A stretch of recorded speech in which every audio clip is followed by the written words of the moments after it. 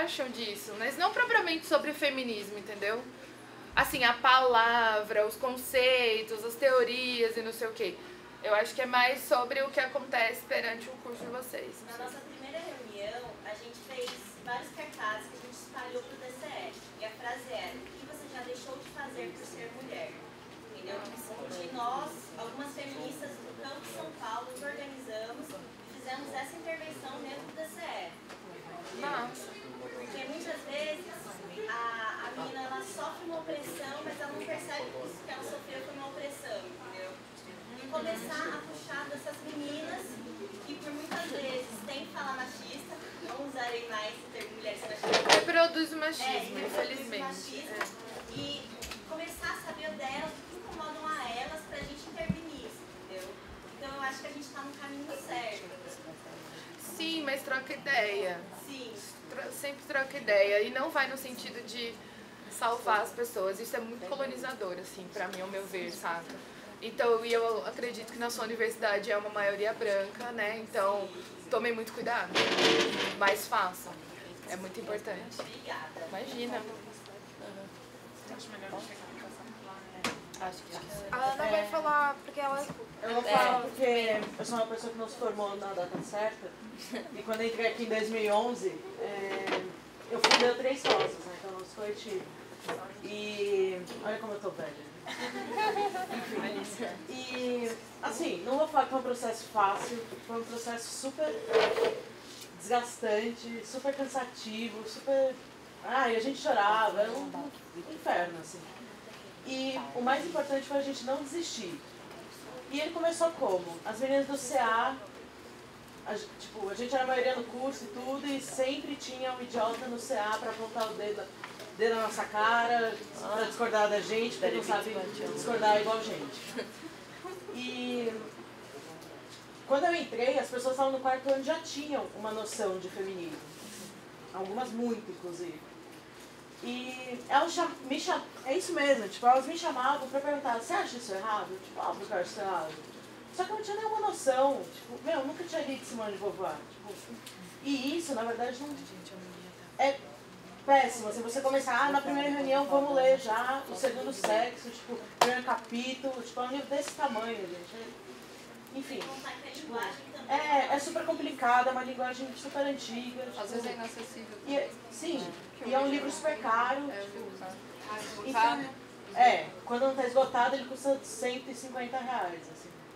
Então, tipo, muitas vezes você chega numa mina da periferia, numa mina negra, numa mina gorda e fala, tipo, olha aqui que legal o que a Simone de Beauvoir escreveu em 1900 e sei lá quanto. 49.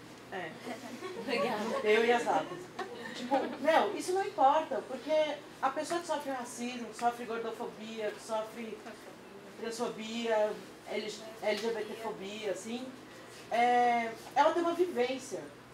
Então, esse negócio do cartaz foi exatamente o que a gente fez. A gente não estudava nesse prédio, a gente tinha um prédio do outro lado da rua, então a gente grudou cartazes por lá, cartazes questionando isso. E o Três Rosas passou por muitas crises, tipo, graves, inclusive em 2011, inclusive porque o Três Rosas surgiu pouco antes do JUCA, que são os Jogos Universitários de Comunicação e Artes ou algo do tipo. E a gente queria uma carta, uma carta pública explicando por que nós não somos contra o JUCA, mas nós somos contra as atitudes machistas de lá.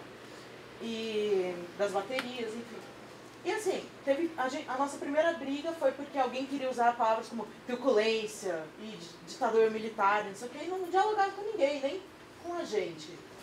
Então, tipo, o diálogo é a fonte para você conseguir um coletivo. Eu sei que Três Rosas, tipo, a gente tem os nossos momentos de desorganização, a gente até comentou isso, a gente não faz mais mas a gente melhorou bastante. A gente melhorou muito, porque são 5 anos de tentativa e erro. Isso aqui deu errado, tipo, faz de novo, faz de outro jeito. Então, tipo, o negócio é não desistir e ir conversando com as meninas, tipo... É sério, chega numa menina e fala, tal coisa. sei lá, chega numa mina gorda e fala assim, cara, você já viu que absurdo, tipo, a indústria da moda que não te representa, não te acolhe? ela vai sentir. Ela pode não saber o nome disso, os termos, as autoras que escreveram, mas ela vai sentir. Então, tipo, não desiste, porque isso é muito necessário, de verdade. Eu tenho uma dica pra você que veio aqui pra tentar construir seu coletivo, se é da área da saúde. A gente aqui na PUC, a gente tem coletivos por curso e a Frente Feminista. E tem o coletivo aqui da Psico, que é da área da saúde, que chama Coletivo Libertas. Se você procurar elas, talvez elas possam te ajudar mais por conta dessa coisa da saúde. E procura aí, as meninas da Libertas são super legais e elas estão num processo bem bacana. O coletivo do Libertas construiu e depois desativou e agora elas estão montando com bastante atividade. Se você puder vir, participar e conhecer as meninas, ia ser super massa. Inclusive hoje eu chamei as meninas do coletivo para vir aqui nessa palestra de vocês comigo, porém muitas são do interior e foi embora, entendeu? Não deu para algumas delas estarem aqui comigo. Mas a gente faz várias atividades, assim, tipo, enquanto Frente Feminista, as meninas do Libertas estão fazendo várias rodas de conversa. Seria massa, porque elas são da área da saúde igualzinho vocês. Com certeza. Obrigada. Imagina. Antes de fechar, eu só quero acrescentar uma coisa também nessa questão que a Jess levantou sobre homens no feminismo. Semana passada, na minha sala, a gente ouviu a frase de uma professora falando que homens são machistas porque eles passam muito tempo com as mães e as mães passam o machismo dela pra eles. Pelo menos. Então, tipo, gente, pera lá. Vamos sentar e conversar. Eu parto do pressuposto que todo homem é machista. E você não reproduzir machismo, tipo, todos os amigos presentes, pelo amor de Deus, é o mínimo que você faz como um ser humano decente. Não reproduza machismo. Vocês são machistas por natureza. E a gente não. A gente é feminista por natureza e muitas vezes a gente não conhece o feminismo. É isso que a gente tá debatendo. A gente tem que chegar nas meninas e falar: você conhece o feminismo? Você tem um minutinho pra ouvir a palavra do feminismo? Bate lá na porta dela e fala. Então, esse negócio de homem feminista eu acho uma grande de uma besteira. Aquela campanha do He for She eu acho uma merda. Porque eu acho que reforça muito esse negócio de que precisa ter um cara no movimento pra ele ser validado. Exatamente, a gente falou disso. Algum cara precisa pensar como eu pra minha opinião ser válida. Isso acontece muito aqui dentro. Então, tipo, vamos sentar e conversar com as amigas, amigos, ouçam mais as suas amigas e desconstruam os caras, sabe? Não vá pra rolê com cara agressor, não vá pra rolê com cara que estupra a mina. Desconstrua, sabe? Tipo, esse é o seu espaço no feminismo, desconstruir. Estuprar a mina não é o que a concepção que vocês necessariamente têm de estupro, entendeu? Abram a sua mente. Amarrar num beco escuro, entendeu? Embebedar a mina e fazer sexo com ela e fazer sexo com ela sem ela estar consciente é estupro, entendeu? Abram um pouco sua mente. É isso, a gente tem mais duas pessoas aqui que querem perguntar, a Lu e o Vitor. Aí a Lu tava primeiro, depois o Vitor. Não, eu queria comentar uma coisa, depois já emendar uma pergunta, mas assim, principalmente no movimento estudantil e o movimento feminista, dentro do movimento estudantil, a gente tem que tomar muito cuidado para não ter um caráter doutrinário e um caráter academicista. Não adianta todas as minas daqui lerem Simone de Beauvoir, chegar no banheiro e simplesmente ignorar a mulher negra que está limpando o banheiro. Isso acontece muito aqui na PUC. Então, assim, qual é a concepção de feminismo que a gente está tendo? Mesmo assim, a gente está tentando organizar, chamar as meninas por 3 horas. A gente está se apropriando no espaço, mas pode ter mina aqui que não concorda que é feminismo. Não adianta a gente chegar para ela e falar: olha, amiga, feminismo é isso, isso e isso. Acho que a gente tem que respeitar mais quanto feminismo o processo de desconstrução da própria mina. Sim, porque eu acho que eu me defini enquanto feminista e nem percebi. Foi quando assim, me apresentaram um conceito, mas eu já era antes por coisas que eu acredito. Então, e que não foi ninguém que veio falar isso pra mim. Às vezes, pela ânsia de querer um mundo melhor, a gente acaba fazendo isso. Tipo, vamos chamar todas as minas e falar: olha, feminismo é isso e isso, você tem que lutar por isso. Não, cara, a gente não pode, tipo, acho que impor essa questão, assim, a gente tem que estar ali, tá dialogando e nas pequenas coisas, que muita gente já falou. Mas tomar cuidado, porque a vivência de uma mulher lésbica não é a mesma que a minha. A vivência de uma mulher negra não é a mesma que a minha. A vivência de uma mulher que está aqui e é bolsista não é a mesma da maioria das pessoas desse curso. Então, lógico que a gente tem muita coisa, sempre agrega, mas tomar cuidado para não acabar tendo essa visão colonizadora, que acabou rolando muito no movimento estudantil em diversos aspectos, assim. Então, vamos empoderar aquela mulher. A gente não vai ensinar para ela como é que é pra fazer, assim. Mas a gente vai estar com ela e mostrar que ela tem a possibilidade de fazer. Porque o que são negadas são as possibilidades das mulheres. Principalmente sair do nosso núcleo branco heteronormativo e falar que tem mina lésbica sim no curso, tem mina gorda no curso, não tem negra, por que não tem negra? Então vamos problematizar isso, que é uma coisa que a gente ignora. É bonitinho militar no Facebook, mas a gente precisa trazer isso pra dentro do curso. E nessa questão também, eu acho que, tipo, a gente estava até conversando antes de começar a aula, que o último dado da Federação Nacional de Jornalistas, acho que era 65% das mulheres da profissão são de mulheres, e que essas mulheres não estão no cargo e tudo mais. E eu queria perguntar para a Jéssica, para as meninas também, que ela está montando uma página e tal, como tentar usar a comunicação, por exemplo, se eu for lá no Estadão ou na Folha escrever um puta texto sobre isso, pode ser que a comunicação nesse sentido já é elitizada. E, assim, pensar o que vocês acham de outras formas para atingir essas pessoas. Por exemplo, o Fim Folga agora, que é uma questão que mina que nem curte a ideia de feminismo apoia. Mas porque o modo de fazer comunicação delas, no caso, é diferente. Então, perguntar sobre isso, assim, no caso, não, tipo, vou escrever um texto sobre o que é feminismo, o que é empoderamento e tal, mas, tipo assim, vou soltar uma hashtag, conta você o que aconteceu.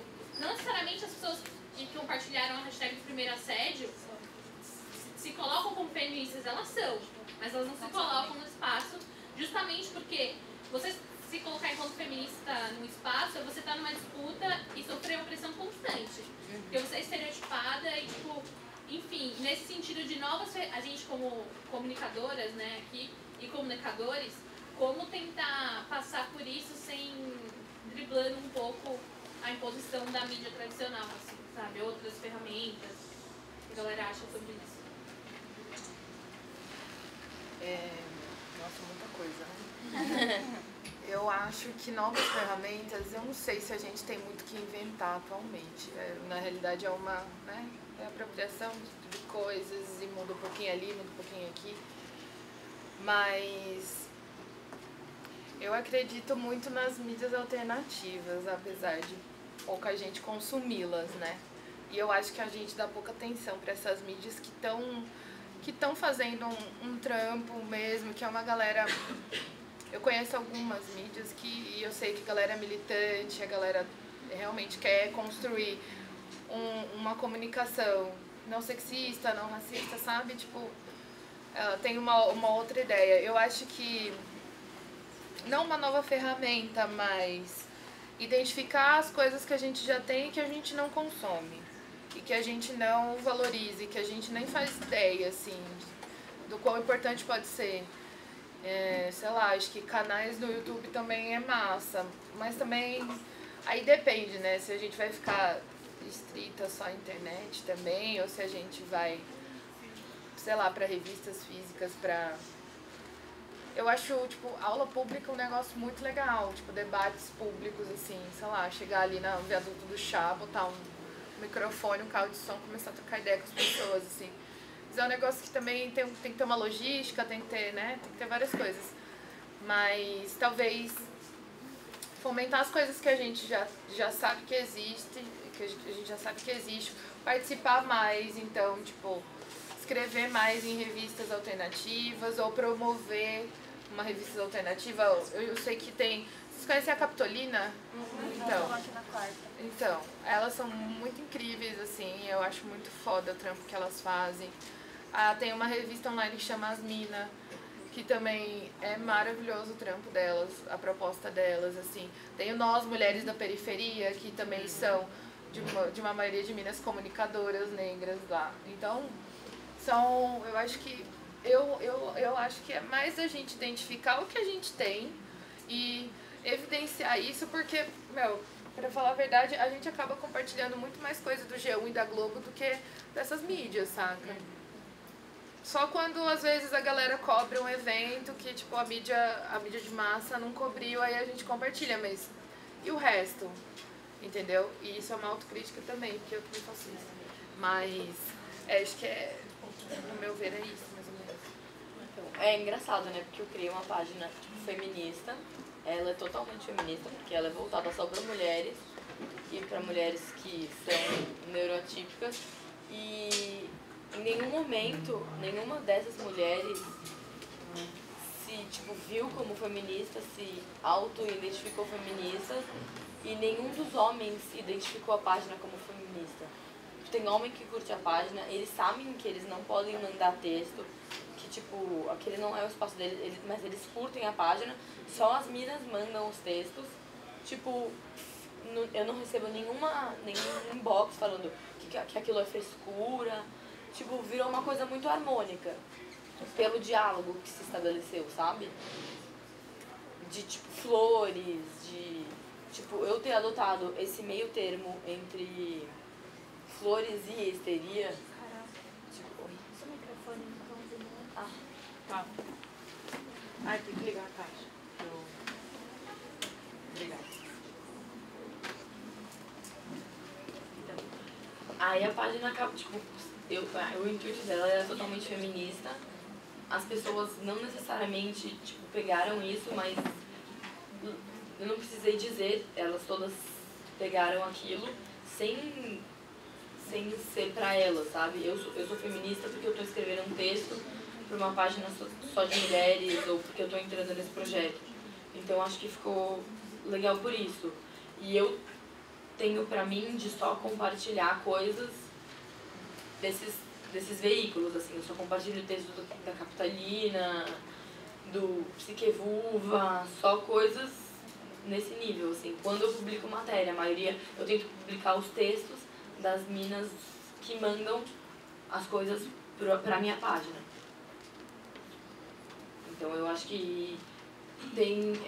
Por isso que eu gosto tanto dessa página, porque ela é construída, tipo, por mulheres totalmente. É, Flores e Histeria. Tem mais alguém que quer falar? A Ariana queria falar também. Ah, o Vitor. É que a Ariana tava antes do Vitor, a gente só não viu rapidinho. Meu nome é Ariana, sou estudante de História da Universidade Federal da Integração Latino-Americana, que fica lá em Foz do Iguaçu. E eu vim acompanhar a Jazz, na verdade, mas eu fiquei pensando em assim, algumas coisas que foram faladas. Por exemplo, sobre a questão da Simone de Beauvoir, né? A gente sempre pensa em feminismo com essas autoras clássicas. É óbvio que elas são importantes, não estou negando a importância delas. Mas não adianta, por exemplo, eu chegar para uma menina preta que mora lá na quebrada e falar para ela, vamos ler a Simone de Beauvoir. Então a gente ainda tem alternativas até chegar na Simone de Beauvoir. A gente, por exemplo, tem a Jess trabalha agora com a Luana Hansen, que é uma rapper negra, lésbica, feminista, que canta sobre o aborto, que canta, sabe? Questões que estão aí, que canta sobre o machismo, canta e tal. Então, tipo, quando eu for discutir feminismo, eu preciso necessariamente só discutir as autoras clássicas, sabe? Só falar para uma pessoa que não vai entender o que eu tô falando. Então, quando a gente faz esse papel de formiguinha, de conversar de pessoa para pessoa, a gente precisa também ter algumas coisas na mão, alguns argumentos, ou, sei lá, alguns materiais que façam sentido para a pessoa. Não adianta eu chegar lá e apontar o dedo na cara dela, você não é feminista porque você não leu Simone de Beauvoir. Pra ela não vai fazer a menor diferença. E, tipo, não tem só Luana, tipo, como rapper feminista, mas é a que eu cito. Porque ela é negra, lésbica, eu sou negra, lésbica, e eu gosto dela, cara. E aí tem também, por exemplo, a Jahid Arraes, que é da mesa, né? E que ela tem ela faz uma literatura de cordel, mano. Que é coisa mais popular do que literatura de cordel, você encontra em todo lugar, é barato, é fácil, sabe? E tem algumas problemáticas também, porque nem todo mundo sabe ler. Então, como é que eu vou falar sobre feminismo para uma pessoa que não sabe ler? Então tem alternativas, assim, eu penso assim. E eu fiquei muito lembrando de quando teve aquela prova numa escola, que eu não lembro qual é a escola, que o cara colocou a Valesca Popozuda como pensadora contemporânea. Quando a gente está discutindo feminismo, a gente está discutindo também a desconstrução do corpo. E aí a gente tem uma mulher falando que ela dá a buceta assim, que a buceta dela, ela dá pra quem quiser, e foda-se o cara, entendeu? Então, quando eu for na periferia discutir, eu vou discutir com a pensadora contemporânea, a Valesca Popozuda, que deu deu muito fobó na época, deu muita confusão, mas que é a mina que as pessoas vão entender na hora que a gente estiver falando, sabe? Elas vão saber que aquilo lá é a desconstrução do corpo delas. Elas vão saber que o cara na periferia não vai mais poder tratar ela de cachorra, cadela, potranca, etc. Entende? Isso faz toda a diferença. E aí, e pensando, por exemplo, na questão que ela falou do apoio do coletivo, pediu apoio pro coletivo LGBT. É importante esse apoio agora na formação? Ou o coletivo necessita ser autônomo, sabe? Quando a gente pensa no movimento LGBT, a gente pensa numa coisa muito GGG.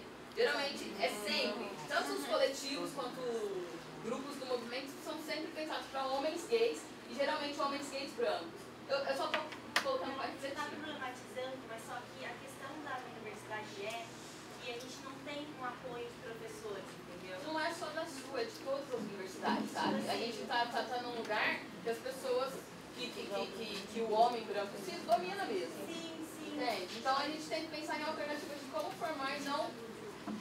Eu sei que eu vou usar uma palavra pesada, mas tipo, não se vender para algumas coisas. Entendi, mas esse apoio desses professores do coletivo LGBT seria mais um apoio de uma pessoa grande dentro da Unifesp, entendeu? Não como um apoio do coletivo LGBT. Eu não estou sabendo explicar para você direito. Eu entendi exatamente o que você falou, mas você entende que você está verificando a posição dele, né? É um caso. Então, assim, é para pensar, não é para acabar Não, com você a isso deve ter uma grande problematização. É para pensar isso, assim.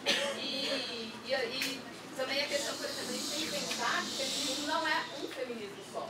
A gente tem diversas vertentes, porque as pessoas são diversas. Então, quando eu for falar com a pessoa, eu não vou falar para ela chegar lá na minha amiguinha preta e vou falar para ela sobre o feminismo branco, por exemplo. Ela vai falar, velho, vai te catar, vai procurar, né, alguma coisa pra fazer, né, filho, e tal. E é isso. Feminismo comunitário, das mulheres andinas, feminismo interseccional, transfeminismo, e daí tem uma série de vertentes. Eu acho que é importante a gente pelo menos conhecer algumas delas, algumas coisas e tal. Sobre a questão de como chamar as pessoas para militar. Na área da saúde é a área que eu fico mais curiosa, assim, de como militam o feminismo e tal. Mas eu fico pensando, por exemplo, em algumas instituições que eu vejo no México. Já tem um órgão lá que chama Ímpetus, que é formado por meninas feministas, que são feministas radicais, e elas produzem manuais de saúde feministas, entendeu? Para distribuir para as meninas, para que elas cuidem do próprio corpo, que elas entendam o próprio corpo a partir de uma vertente feminista. E eu acho que isso é uma possibilidade de discussão para vocês na área da saúde. E não só na área da saúde, porque quando a gente vai pensar em ações práticas com o feminismo, eu penso que dentro da universidade mesmo, a gente tem lá as meninas que fazem parte dos coletivos feministas, e aí ficam 4 anos na fila, né, batendo de frente com todo mundo, discutindo, tá, não sei o que, daí vai fazer o TCC, faz sobre um homem, ou faz sobre, sabe, qualquer outro assunto. Sendo, por exemplo, eu acabei meu TCC faz pouco tempo, eu tive muita dificuldade de encontrar mulheres negras. E já tem algumas mulheres negras, por exemplo, na universidade, sabe? Eu tive muita dificuldade de discutir sobre imprensa feminista, que é importante. Gente, a imprensa feminista no Brasil existe desde o século XIX, assim, desde da metade do século XIX. E é difícil encontrar trabalho sobre o assunto. E a gente está na universidade, está ali discutindo bastante de frente com as pessoas, tá, não sei o quê, e na hora de produzir conhecimento, a gente produz o mesmo que já está sendo produzido. Então, acho que isso é importante como prática mesmo, sabe? Colocar o feminismo em prática. Como é que você coloca o feminismo em prática? No seu dia a dia. Não tem como fazer. Então, eu vou fazer um TCC, vou escrever um texto, vou fazer um trabalho de... Vocês têm aqueles trabalhos de conclusão de semestre? Vou fazer um trabalho de conclusão de semestre, sei lá, tem uma disciplina específica que tem que fazer um trabalho para entregar. Por que eu não posso trazer o recorte para o feminismo, sabe? Por que eu não posso trazer o recorte para as mulheres? Isso é importante pensar, é prática, é dia a dia. E sobre a questão das mães, eu estou me prolongando, mas eu vou acabar. Imagina, fica à vontade. Sobre a questão das mães, a gente tem duas figuras que são opostas, né? Ou você tem uma romantização completa ou uma demonização completa. Você nunca tem meio termo, a mãe nunca vai ser uma pessoa normal. Se a gente for falar dessas duas, a gente tem que pensar também que nem toda mulher quer ser mãe. Né? Assim, então tem toda uma discussão a ser feita ainda nesse campo, que eu infelizmente não domino esse tipo de discussão. E aí a gente pensar nessa mãe que deixa de ser pessoa, ela deixa de ser um ser humano, entendeu? Ela é só mãe. E aí você falou da gravidez, minha irmã também teve sérios problemas assim, tipo, ai, sabe algumas discussões, você fala, ai, fica quietinho pra gente gostar de você, assim, sabe? Colocando toda a responsabilidade da maternidade em cima dela, sendo que a criança tem um pai. Entendeu? E o pai tem obrigações que a criança também, tem deveres e tal. E se a mãe não quiser ter deveres em relação àquela criança, talvez ela não precise ter, assim como muitos pais não têm. Né? A Luana Hansen fala muito, por exemplo, sobre o aborto masculino, sobre os caras que largam os filhos. Quem carrega a criança é a mãe, então ela que se vire. E os caras abandonam, vai embora e sem problema nenhum. Né? Eu fico pensando, eu assisti um filme esse dia que chama, eu acho que é isso o nome do filme, vergonha. A gente chama Precisamos Falar sobre Kevin. É esse mesmo. Que o menino odeia a mãe dele tem várias obrigações com ele, o pai fica ali forçando aquela relação, e no final das contas o menino faz um negócio errado e a sociedade continua culpando a mãe. Velho, assim, né? O que aquela mulher poderia fazer como pessoa, não como mãe, como pessoa, que ela poderia fazer pra mudar aquela situação, sendo que é toda uma pressão em cima dela todo dia. Era só isso. Obrigada. Arrasou.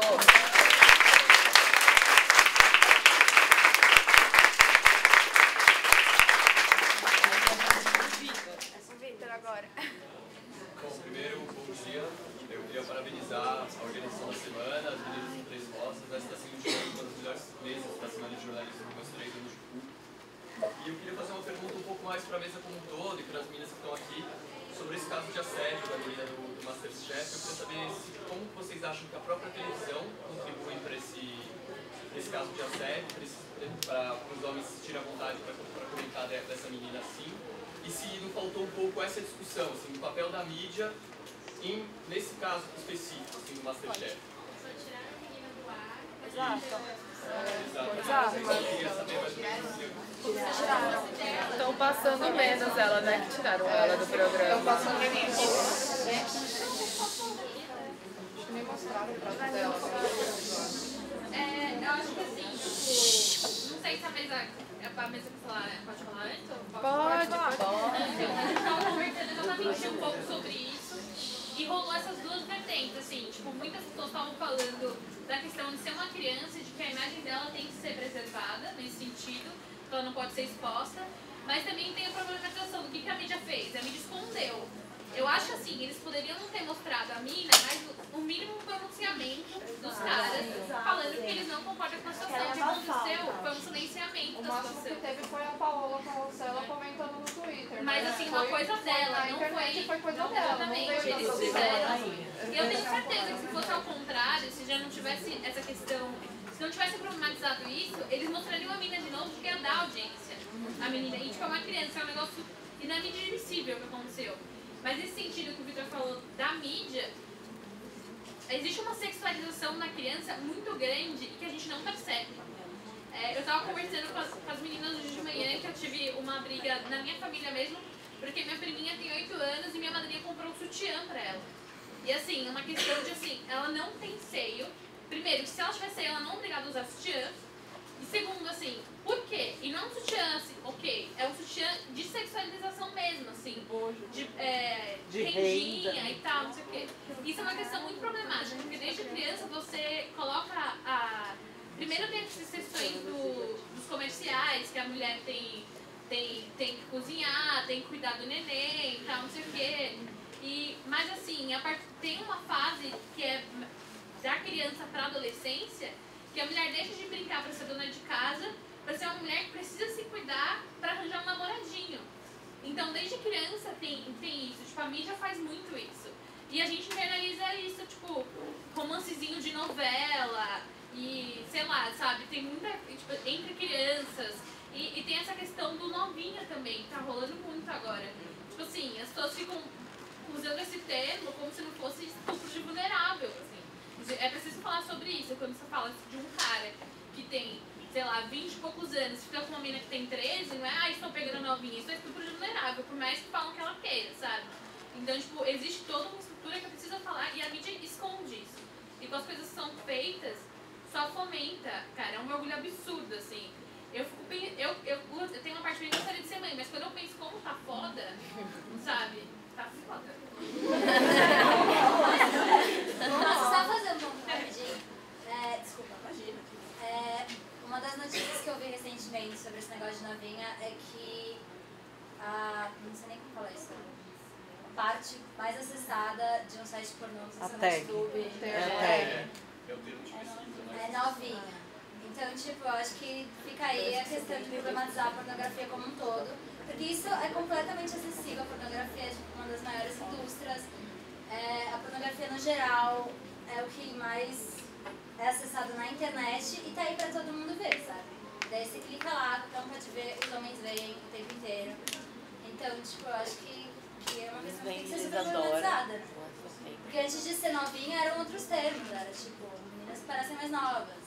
Era teen, tipo...